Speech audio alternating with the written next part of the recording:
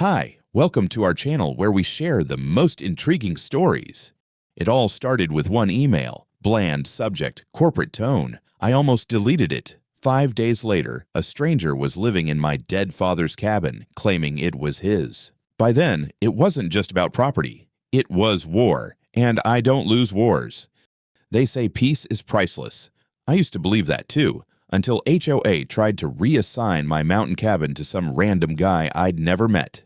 It started on a gray Thursday morning in Seattle. I had just wrapped up a brutal quarterly compliance review for a tech firm client and was halfway through my second cup of lukewarm office coffee when I got the email. The subject line read, "Community Solidarity Program, Immediate Action Required." I almost deleted it. It looked like another HOA spam broadcast I shouldn't be getting in the first place, but something about the formal tone made me click. That was a mistake. The email came from Maple Crest Summit HOA, a neighborhood association I've had exactly zero interaction with, aside from the occasional glare from a blonde woman in yoga gear when I drive by their gates. I don't live there. Never have, but my private cabin in the Cascades happens to share a boundary line with their overpriced cookie-cutter suburb. Big deal. The message was polite in tone, but the content was pure insanity. They were strongly encouraging me to support their new community placement program designed to help families and individuals in transitional housing crises by voluntarily offering my underutilized secondary residence for temporary hosting. And then came the kicker. As part of our Phase 1 pilot, we have assigned Mr. Jake Dayton to stay at your mountain property for a period of 2 weeks. We trust that, as a contributing neighbor to the Maple Crest family, you will support this goodwill effort. Keys may be delivered via HOA Dropbox for your convenience. I reread the message 3 times. Who the hell was Jake Dayton?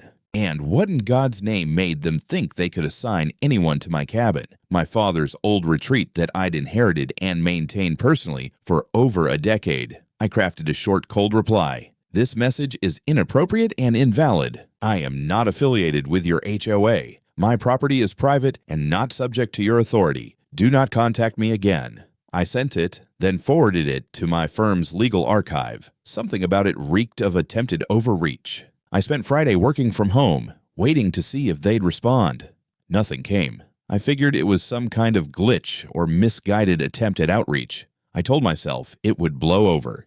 It didn't. That Saturday, I packed up my truck like I did most weekends and drove 2 hours east into the Cascades. The air was crisp and smelled of pine. As I turned off the gravel access road toward my cabin, I noticed something off before I even stopped the engine. The gate had a plastic HOA security seal looped through the latch. My pulse spiked. I parked, got out, and walked up. Hanging on the front porch was a laminated sign with the Maple Crest logo. Temporary housing in progress. Please do not disturb. And sitting next to the welcome mat was a suitcase. A large black Samsonite neatly tagged with the initials J. Dayton. I stood there for a few seconds, just absorbing. What the actual hell? I removed the seal, snapped it off with a multi-tool, and unlocked the front door. As I stepped inside, the smell hit me. Someone had already been here. There were crumbs on the counter, a half-empty water bottle on the side table, and a jacket slung over the back of the couch. My couch. I was halfway through inspecting the kitchen when the screen door creaked behind me. "You must be Riley," came a voice. I turned to see a man in his mid-30s wearing hiking boots, cargo pants, and an expression of smug entitlement. "Jake Dayton," he said with a grin, extending his hand like we were frat brothers meeting at a reunion. "Karen said you might show up to check on things." I didn't shake his hand. "I own this property," I said evenly. "No one has permission to be here. That includes you." Jake didn't blink. "Karen said everything was squared away. She said you were being difficult by email, but that you'd come around. She dropped the keys for me Thursday night. I'm just settling in. You got a great place, man." I took a deep breath and did what any good lawyer does. Documentation. I pulled out my phone and started recording. "You are trespassing on private property," I said clearly. "You do not have the owner's permission to be here. I am the legal owner. I am asking you to vacate immediately." Jake's fake friendliness curdled into annoyance. "Dude, chill. I'm not breaking anything. This is a community arrangement." "Karen said you agreed in principle." I didn't respond. I stepped outside, pulled out my other phone, and called the county sheriff's office. Jake watched me from the door with a mix of disbelief and irritation. "You really calling the cops?" Over what? Community housing? Over felony trespass, I said. You've got 10 minutes. He muttered something and disappeared back into the cabin. The sheriff's deputy arrived faster than expected, maybe 20 minutes. I recognized him from prior trips into town. Deputy Callahan. Big guy, quiet type. I explained the situation, handed him my deed, ID, and showed him the video I just took. Jake came out with some papers in hand, looking unbothered. This is a mix-up, he said, handing Callahan the printout of the email from HOA. Karen said this was prearranged. Callahan reviewed both sides, then asked Jake to step aside while he called in the HOA records. I stood quietly, letting him do his job. 10 minutes later, another vehicle pulled up, and stepping out in a tailored winter coat and designer boots came the devil herself, Karen Dayton. "I'm so sorry this is happening," she said with mock sympathy, addressing the deputy while completely ignoring me. "There's just been a huge misunderstanding. Riley did agree in principle. He's just gotten cold feet. I'll talk to him." I agreed to nothing. I said flatly, "You forged access and gave out keys to a property that's not under your authority." Karen finally turned to me, lips twitching into a smile like a shark circling its dinner. "We're all neighbors here, Riley. You know the spirit of community. Let's not make a federal case out of hospitality." Callahan interrupted. "Ma'am, you'll need to leave the property unless you have proof of ownership or consent. Right now, it looks like Mr. Shepard is well within his rights." Karen's voice changed. It dropped a few degrees in tone. "Jake had authorization. The cabin falls under the HOA's extended jurisdiction per updated mapping. And there is a digital lease on file. Then you'll need to present that in court," I said. "Because starting Monday, you're going to be named in a criminal complaint for unlawful entry, trespass, and document fraud." Jake tried to interject, but Callahan shut him down. "Sir, step back and clear out. You'll need to go. Now." As they both packed up, I stood silently on my porch, watching the fantasy unravel. Karen didn't say another word, but the way she looked at me said plenty. This wasn't over. She was going to escalate, and I was ready for it. I didn't sleep that night, not because I was afraid, but because my legal brain wouldn't shut off. I kept replaying every second of the encounter, Jake's smirk, Karen's fake sympathy, the digital lease she claimed existed. I knew the type. Manipulative, arrogant, and just stupid enough to believe they're the smartest person in the room. That made her dangerous.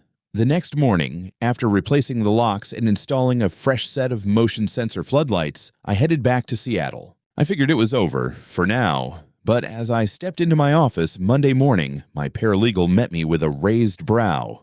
"Someone dropped this off for you," she said, handing me an official-looking envelope. The return address said Office of Land Use and Records, Catitas County. My stomach sank. Inside was a letter from the county compliance office. The content made my jaw tighten. There had been a formal complaint filed against me by HOA Maplecrest, citing a breach of contractual housing agreement with an attached lease document supposedly signed by me on March 15th, 2 weeks prior. The document was a joke. My name was typed in Comic Sans, for God's sake. The signature was a bad scan of one of my old contracts. I recognized it from a redacted deposition from 2 years ago. They had copied and pasted my signature. But the letter from the county was real. They were requesting a response and threatening an investigation into non-compliance with emergency housing protocols. Emergency housing? Unreal. I called the county office immediately and got a woman named Dana on the line. She sounded annoyed, like she'd already dealt with one too many angry HOA presidents that week. "I'm calling regarding file number 2249-Shepard, I said, already compiling PDFs to send her. "Oh yes," she sighed. "Another one of Karen Dayton's fastballs. We received a bundle from Maplecrest HOA, signed lease, updated zoning map, and community motion. Claimed it was part of your agreement with their housing board. I'm not part of their HOA, never have been, and the lease is forged. I'm emailing you notarized property deeds, a current survey map, and a certified handwriting analysis within the hour." She hesitated. "Wait, you already have handwriting analysis?" "I'm a corporate attorney." "Of course I do." That got a chuckle out of her. "Send everything. I'll flag the complaint as disputed and forward it to our legal review team." Honestly, this isn't the first time she's tried something weird, but this is... Knew I hung up, packed everything into a formal submission, and by lunch, had a 40-page refutation signed, sealed, and sent. Still, I couldn't shake the feeling that Karen wasn't done. That feeling was confirmed the next morning when I received a text from my neighbor on the mountainside of my property, Grant Willis, an old-school forestry guy with a cabin a quarter-mile away. "Yo, saw people near your trail again." Looked like HOA folks. One guy in a tie with a camera. "Just FYI, I canceled my meetings, got in the truck, and made it back to the cabin by 3 that afternoon." Sure enough, fresh tire tracks led up the gravel service road, and near the property line, I found survey stakes with pink flags reading HOA border extension, pending approval.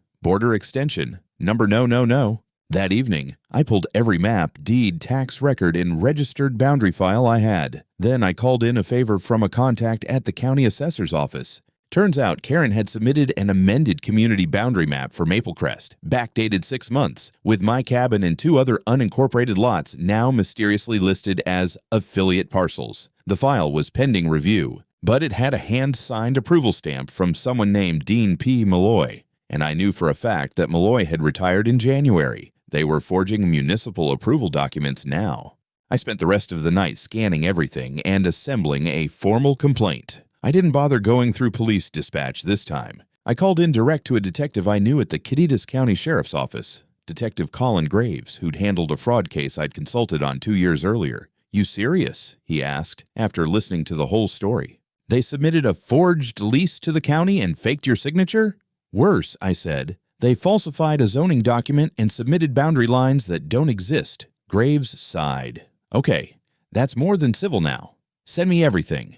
I'll open an investigation. Sounds like HOA president's playing emperor."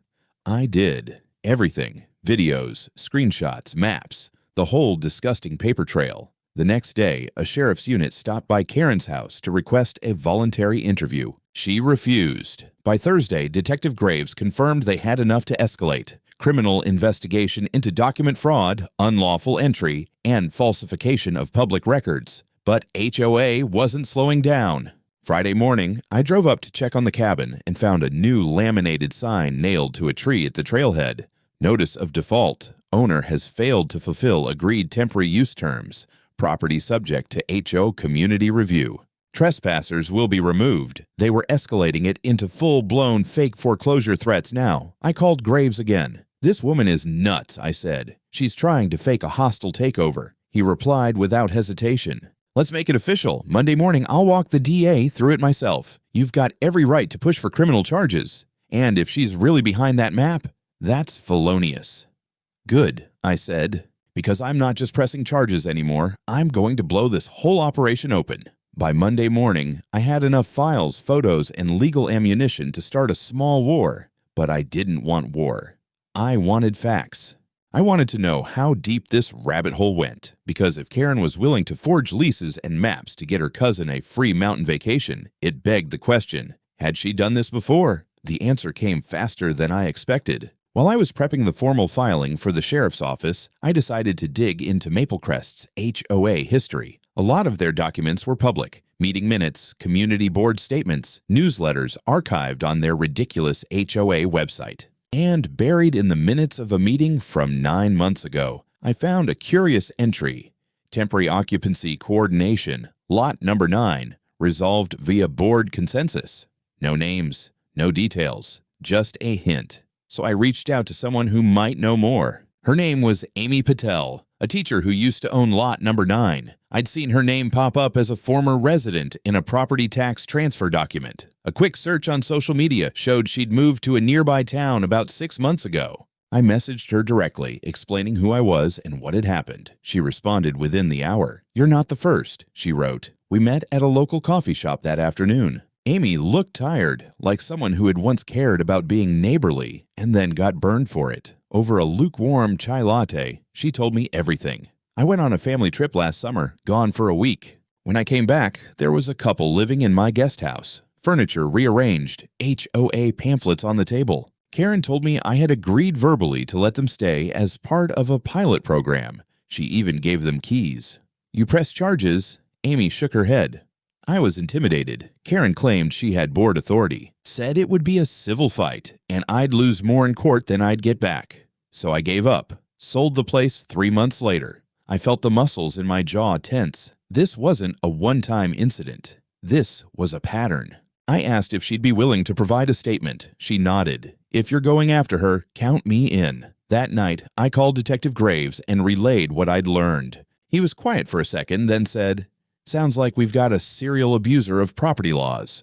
If we get 3 more like Amy, we're into class action territory." That's when I reached out to a friend of mine, Nate Harrelson, an investigative freelancer who used to work for the Seattle Register. I told him I had a story involving fake leases, illegal housing schemes, and a power-drunk HOA president who thinks she's queen of the mountains. He was interested. I gave Nate everything I had: documents, maps, fake notices, Amy's testimony, even photos of the trail markers Karen's goons had posted near my cabin. He promised to get to work. Meanwhile, I paid another visit to my property. There was a dent in my new lockbox, as if someone had tried to pry it open. The notice of default sign had been replaced with a new one, now printed on metal and drilled into a post near the gate. I yanked it out and stuffed it in my truck. 2 hours later, I was sitting at a long conference table across from Sandra Veliz, a real estate fraud attorney I'd worked with on a high-profile title scam case 2 years ago. I laid out the entire sequence. She didn't even blink. "This is an HOA president who's operating a side business under the table," Sandra said. "She's leveraging community authority to create an underground rental racket.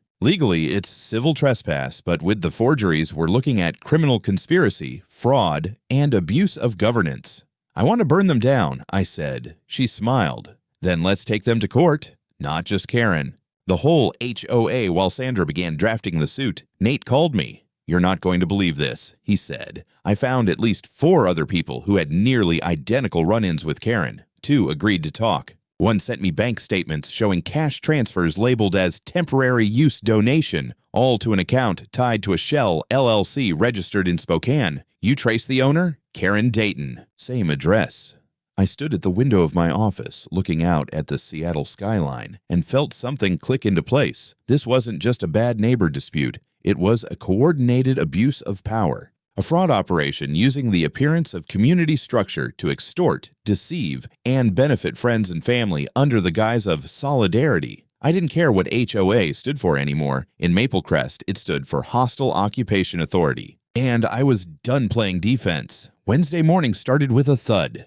Literally, someone had slammed something heavy against the front gate of my mountain property. My neighbor across the ridge, old Mr. Talbot, texted me a blurry photo of a man in a neon vest affixing a new sign to my locked gate. The message simply read, "They're back."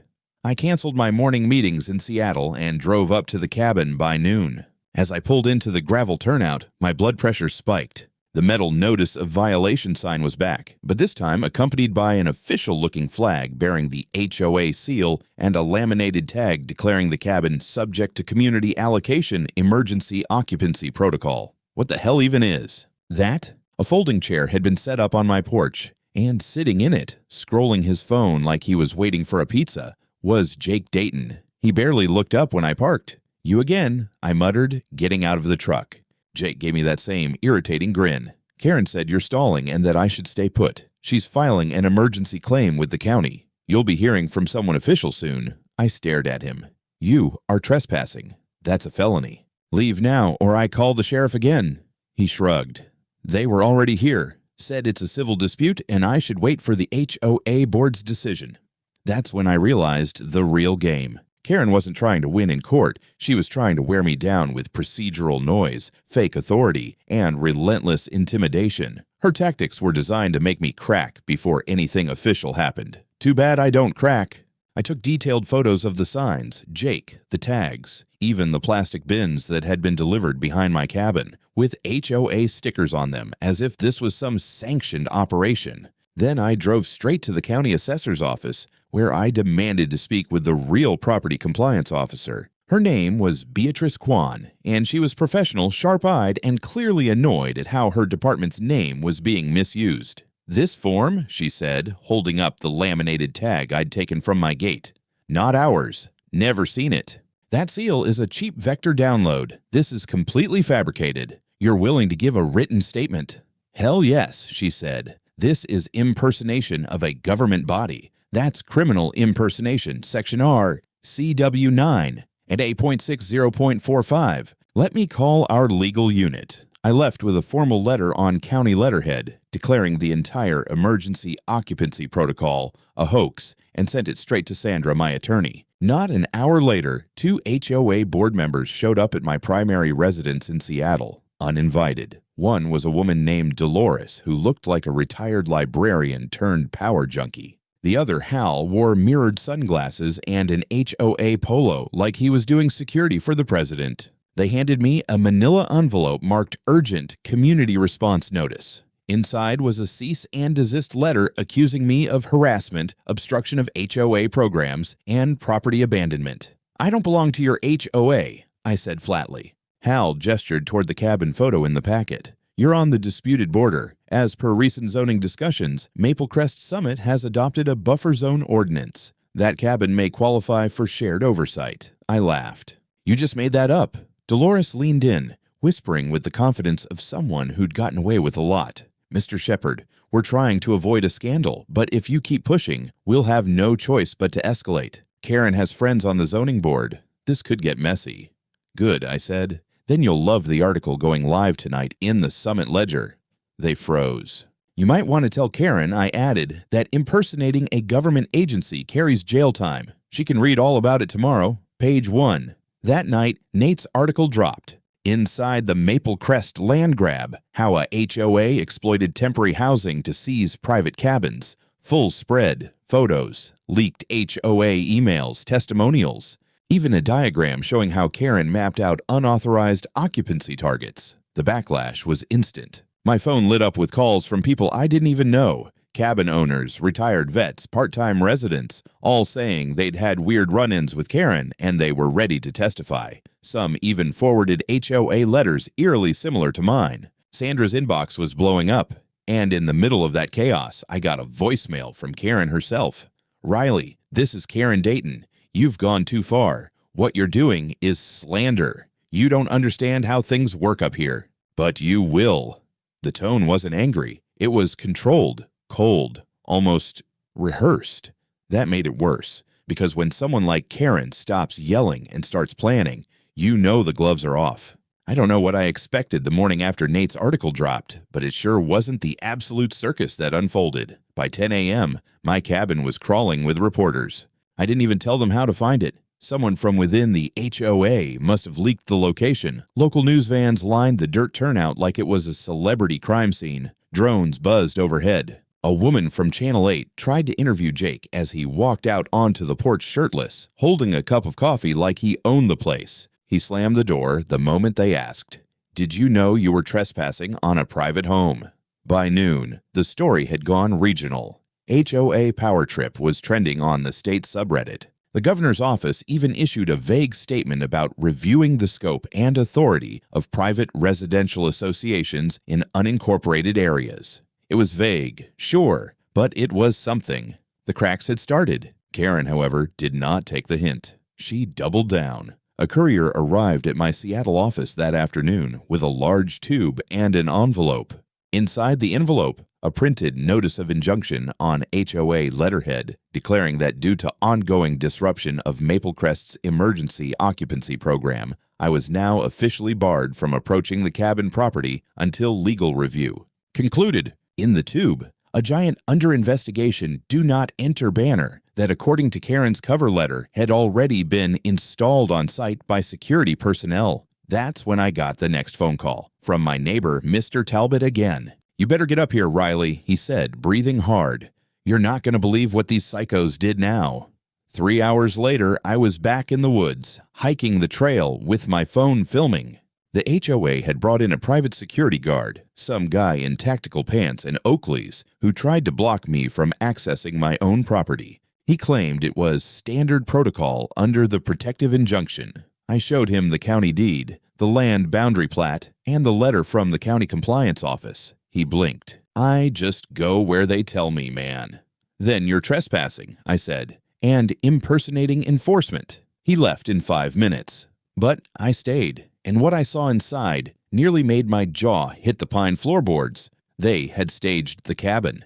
Furniture rearranged, framed HOA documents on the walls, a fake community information packet on the kitchen counter, Even a photo of Jake with Karen, smiling like this was a happy little lodge exchange. I took pictures of everything.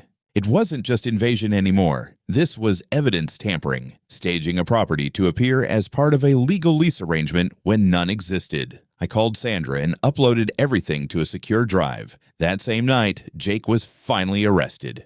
Turns out one of the reporters had done a background check and discovered Jake was already on probation for fraud-related activity, using false tenancy claims to squat in high-value properties. He wasn't just Karen's cousin, he was her weaponized pawn, and this wasn't the first time they'd pulled something like this. I watched them take him away from the cabin in handcuffs. No fanfare, no shouting. Just a quiet, pale-faced Jake escorted down my trail by deputies, while Karen's security guy stood awkwardly in the background pretending he wasn't involved. The last thing Jake said to me before the cops pushed him into the cruiser, "She said you'd never fight this hard."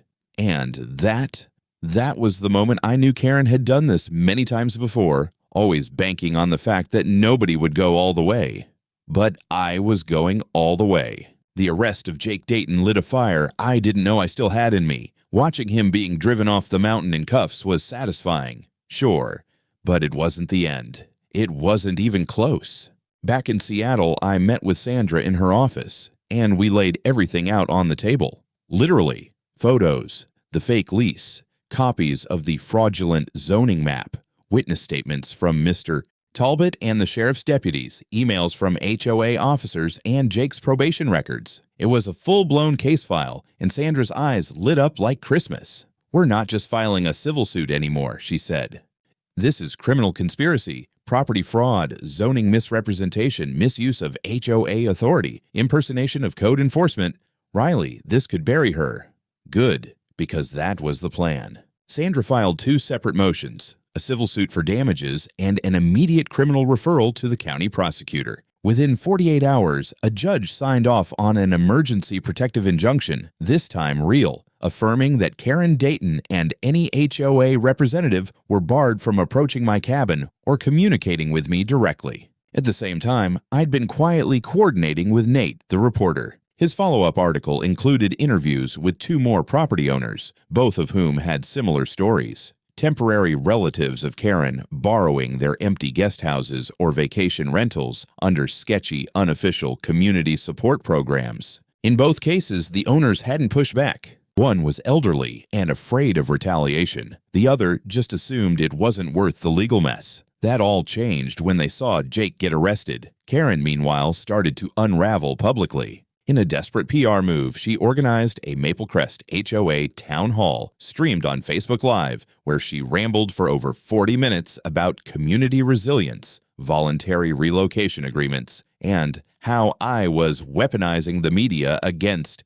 hardworking families just trying to find a roof. The comments were brutal. Nobody was buying it anymore. 3 days later, I got a call from the county district attorney's office. They were opening an investigation, not just into Karen, but into Maple Crest HOA as a whole, including their financials, zoning activities, and internal communications. Apparently, someone from the HOA board had turned over emails, a whistleblower. Sandra and I knew this was the break we needed. She drafted a subpoena request for the HOA's full ledger as well as access logs for their security contractors' activities at my property. Every hour that passed, more dots were being connected. That week, I also got a visit from Detective Alina Perez, an investigator from the state's Office of Consumer Protection. She specialized in HOA corruption and regulatory fraud, and she looked absolutely thrilled with the file I handed her. "This one's going into my permanent record," she smirked. Karen really thought she could outpaper a corporate attorney. I almost feel sorry for her. I didn't. That weekend, I returned to my cabin, this time legally and undisputed, and changed the locks again. I installed motion-activated security lights, bolted down a surveillance box to the porch post, and planted a hand-painted wooden sign at the head of the trail. Private property. Trespassers will be legally destroyed. It was probably overkill. But after everything they'd done, I wanted there to be no doubt. Let them try again. By the time the subpoenas landed on the desks at Maple Crest's HOA office, the house of cards had already started to shake. What came next was the sound of it falling brick by brick. The whistleblower turned out to be Paulie Martin, HOA treasurer and a former CPA. He came forward after reading Nate's second article and realizing that if he didn't cooperate, he'd go down with the rest. Through his lawyer, he handed over 6 years' worth of HOA internal emails, invoices, and financial reports, including several line items flagged as community facilitation payments. Turns out, that was Karen's code for money she took under the table from these so-called temporary tenants. Over 20 separate payments from different names, most of them traced back to friends, distant family, or politically connected consultants. The worst part?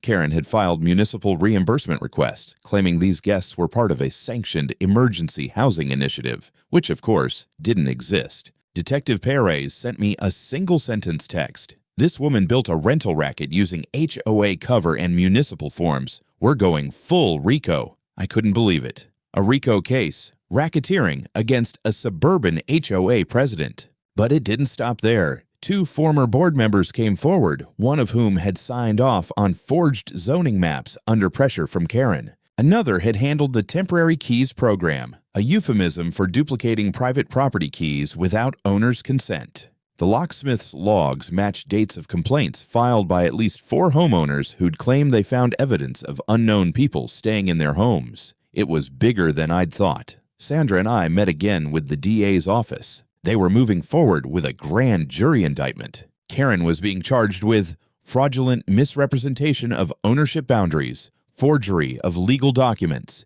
illegal rental operations under false pretenses, obstruction of justice, false police reports, racketeering under state law. Meanwhile, HOA Maple Crest's bank accounts were frozen under court order. The association's operations were suspended pending full audit. Homeowners, many of whom had no idea what Karen had been doing, were now flooding the city with complaints. HOA dues collection had stopped overnight. Their website went down. Their security patrol quit. Karen was subpoenaed for deposition, but instead of showing up with counsel, she attempted to represent herself. The hearing lasted 12 minutes before the judge cut her off, stating on record, "You are neither a licensed attorney nor capable of forming a coherent defense. I strongly advise you retain legal representation before this spirals further." It was already too late for her. The day of her arrest, I happened to be at the cabin. I was sitting on the porch drinking coffee when I saw a black Tahoe roll up the access road, then 2 cruisers, then another. And Karen, still in one of her pastel blazers, standing at her gate yelling at the officers to get off HOA territory. They didn't even respond. She was cuffed and escorted down the slope while still ranting about bylaws and community orders. I don't know what she thought was going to happen. Maybe she still believed she was untouchable. She wasn't. As for her cousin Jake, he had already accepted a plea deal, testifying against her in exchange for avoiding prison. He sat in court looking like a soaked rat, describing how Karen orchestrated the whole scheme, even coaching him on how to lie to police if I showed up. That was the nail in her coffin. The courtroom was packed the morning Karen's trial began. Every bench creaked with bodies, journalists, HOA members, homeowners from Maple Crest, even city officials who wanted to see if their own departments had been duped by the same woman who once bragged about hosting holiday galas in her community. I sat quietly in the 3rd row, next to Sandra, my attorney. She wore her signature gray blazer and kept her arms folded like she was watching an execution. In a way, she was. The prosecution laid it out surgically. Timeline, documents, financial records, emails. Witness after witness came up. Former board members, locksmiths, even Paulie the treasurer. Each one gave another slice of the puzzle. And then came Jake. Jake Dayton took the stand, pale and sweating, clearly not built for courtrooms. He testified that Karen had told him, word for word, "Just walk in like you live there. If the owner makes trouble, we call the cops and say he's dangerous." He described the fake lease, how Karen had filled it out herself using an old template and a forged signature. She even walked him through what to say to deputies. The jury didn't flinch, not once. Then Sandra presented my property deed, the original unbroken title chain from my father, the unedited survey maps notarized and filed. The defense tried to argue that I had implied consent by not living in the cabin full-time. That's when Sandra pulled out the guest log I'd kept for years, showing every weekend I'd spent there, including photos time-stamped on cloud backups. That shut the defense down like a trap snapping shut. But it was the city inspector's testimony that made the room gasp. He revealed that Karen had personally submitted a revised zoning map to the planning office. falsely claiming that Maple Crest's HOA boundary extended 20 feet into my property. Not only that, she had forged a secondary signature from a city clerk, a clerk who had died 2 years earlier. I leaned over to Sandra. Did she seriously ghost sign a dead guy? She nodded, eyes on the judge. Bold strategy. Let's see if it pays off. It didn't. The judge called a recess before reading the verdict. But no one left. We all waited. When he returned, he didn't waste time. In over 20 years on the bench, I have rarely seen such an egregious abuse of positional authority. The defendant weaponized her HOA position, falsified legal documents, trespassed on private property, and endangered an innocent citizen with false police reports. This was not mismanagement. This was premeditated fraud. Karen Dayton was found guilty on all charges. She was sentenced to 7 years in state prison, with no possibility of parole for at least 5. Jake got 2 years probation, plus community service. The HOA was declared non-functional and subject to receivership. The state appointed a special administrator to oversee its dissolution. In the following weeks, I received apologies from a few former HOA members. Some claimed they had no idea what Karen was doing. Maybe they were lying. Maybe not.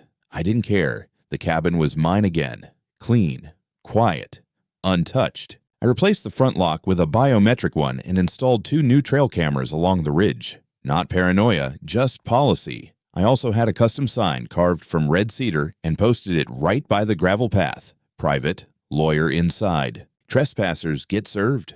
Legally. 1 month later, I launched a nonprofit with Sandra called Know Your Land, aimed at helping homeowners navigate legal threats from overreaching HOAs. We offered seminars, webinars, legal templates, even emergency response guides. The case made headlines in property law circles. I ended up being invited to speak at the University of Washington School of Law, guest lecture on civil defense against community overreach, and every weekend, like clockwork, I returned to the mountains. No more padlocks. No more suitcases on my porch, just trees, wind, the cabin, and peace earned the hard way.